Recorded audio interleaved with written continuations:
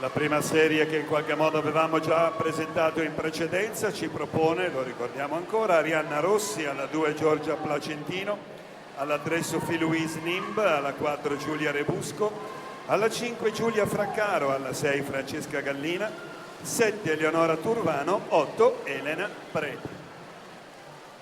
Dunque vediamo l'epilogo dopo la prima frazione, il primo quarto di gara con Letizia Soncini, anch'ella della società riccionese Swim Pro, al comando su Petra Talita Trotti.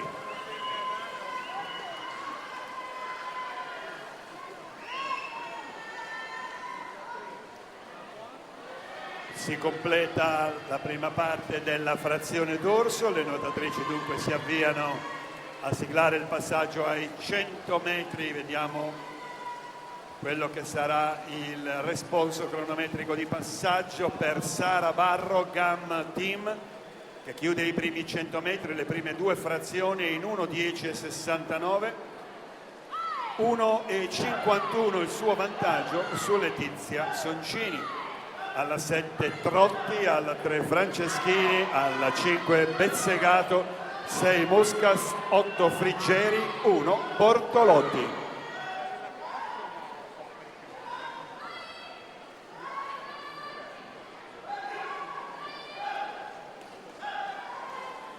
Sara Barro aumenta il suo vantaggio sulle sue avversarie. In precedenza era 1,51 su Soncini, sale a 2,53 su Alessia Bezzegato, che si è portata in seconda posizione.